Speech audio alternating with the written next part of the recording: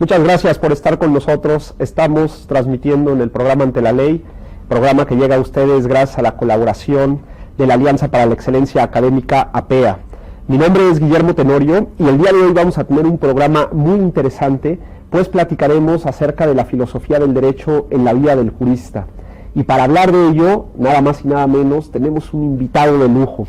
Él es el doctor Rodolfo Vigo, autor prolífico de cualquier cantidad de obras que todos los que de alguna u otra manera tenemos que ver con la filosofía del derecho conocemos, profesor visitante de muchísimas universidades, no solamente de Latinoamérica, sino del mundo, conferencista en foros nacionales, internacionales, iberoamericanos, inclusive mundiales en materia de filosofía del derecho, y profesor investigador de la Universidad Austral en Argentina. Doctor, sea usted bienvenido a esta su casa. Muchas gracias, Guillermo. Y yo creo que, como se imaginarán, el tema nos da para hablar largo y tendido, como decimos en México, doctor. Exactamente. Así que les propongo que de inmediato iniciemos el diálogo ante la ley. La pregunta es obligada, doctor. ¿Tiene el derecho a alguna filosofía? Bueno, indudablemente eso pareciera que sí, en función de lo siguiente. Al menos una pregunta necesita el derecho, y sobre todo el jurista, como dice la presentación, para poder comprender su identidad de profesional del derecho. Y claro, uno normalmente cuando piensa en el derecho, quizás por hábito impulsado en nuestra facultad de Derecho, piensa en el adjetivo que le ponemos al derecho. En buena medida se ha alentado la especialización, la ocupación del adjetivo. ¿Qué quiero decir? En general pensamos, si estamos hablando de lo civil del derecho, de lo penal del derecho, lo administrativo del derecho, lo laboral del derecho. Pero claro, lo que está supuesto y que es decisivo es el sustantivo, que es el derecho, que es lo primero. Por eso uno tendría que decir, dime qué piensas del derecho y yo te diré qué juristas puedes llegar a ser y puedes no llegar a ser, entre paréntesis, siempre y cuando uno actúe con coherencia, ¿no? Y esto es bastante incluso evidente, porque uno encuentra, y en mi experiencia misma judicial, uno encuentra gente que si uno le hace la pregunta aislada sobre el sustantivo derecho, para simplificar, por ejemplo, se define como un jus naturalista de estricta observancia. Sin embargo, luego, en el quehacer del jurista, ya sea en la magistratura, ya sea en la academia, ya sea como abogado, ahí, en definitiva, termina actuando, operando el derecho, suponiendo un concepto del derecho distinto al que él me dijo por el que optaba, ¿no? Entonces, como el personaje de Molière que hablaba en prosa sin saberlo, todos los juristas no les queda más remedio que hablar desde alguna filosofía del derecho, ¿eh? O sea, básicamente. Entonces, nada más para recapitular, el jurista deberá tener un conocimiento básico de la filosofía, ¿no? Exacto.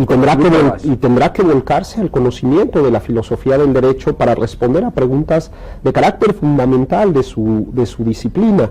Esto en estos términos. Claro, seguramente la gente que nos está viendo dirá que a lo mejor nunca estudió filosofía del derecho, porque pasa. Es lo más probable. Dirá, pues sí, claro, yo a lo mejor tengo una visión del derecho totalmente legalista. Sí. O a lo mejor con este tema del nuevo paradigma de los derechos humanos, pues a lo mejor yo no soy totalmente legalista y pienso en la interpretación, o yo creo que el derecho es solo política. En la validez. ¿Cuáles serían las perspectivas filosóficas más importantes? Yo diría, se me ocurre, ¿no? Antes entraría con algo que usted introdujo que me parece muy importante rescatar para asumir la realidad.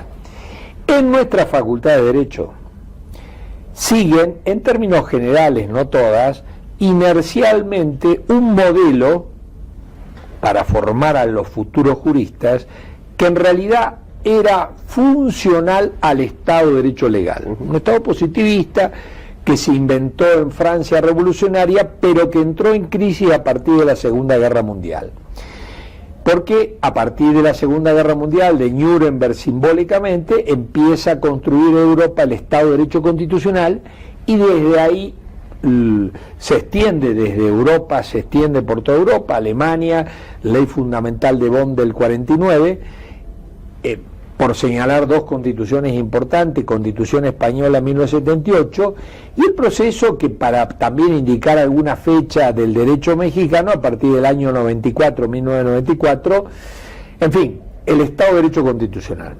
Claro, en el Estado de Derecho legal, donde se suponía que la ley, el derecho era solo lo prescripto por la ley, que además se suponía que a la ley la hacía la voluntad general infalible. El jurista que se necesitaba para este modo de entender el derecho era un jurista dogmático, la boca de la ley. Por eso un buen alumno de esta facultad de Derecho se le requieren dos condiciones, y nada más que dos condiciones: mucha memoria y ninguna capacidad crítica. Ninguna capacidad crítica. Entonces, eso es desde una perspectiva, lo podríamos decir, totalmente positivista. Totalmente positivista, y por eso estoy acudiendo a nuestra experiencia que probablemente compartamos, pero yo sí la viví así. A mí la filosofía de derecho me pareció una pérdida, a mí y a mi padre y a mis hermanos, una pérdida de tiempo absoluta. Porque todo lo decía la ley. Todo lo decía la ley y había que estudiarla y repetirla. Pero claro, ahora en tiempo del Estado de Derecho Constitucional, que es lo que introdujo la Ley Fundamental de Bonn del 49, es que el derecho y la ley no son lo mismo. Y el derecho, básicamente hoy, está constituido fundamentalmente por los derechos humanos. Y comprender los derechos humanos, por supuesto, supone ir más allá de la ciencia jurídica e introducirme en cuestiones morales, porque en definitiva los derechos humanos, moral rights, en la terminología anglosajona, son contenidos morales y forma jurídica. ¿Qué es la dignidad humana? Por supuesto, ningún científico puede hacerse cargo de respondernos. Más allá que todos los científicos necesitarán la respuesta sobre qué es la dignidad humana, la respuesta la obtendrán en las clases de filosofía del derecho, antropología, filosofía moral, etcétera, ¿no?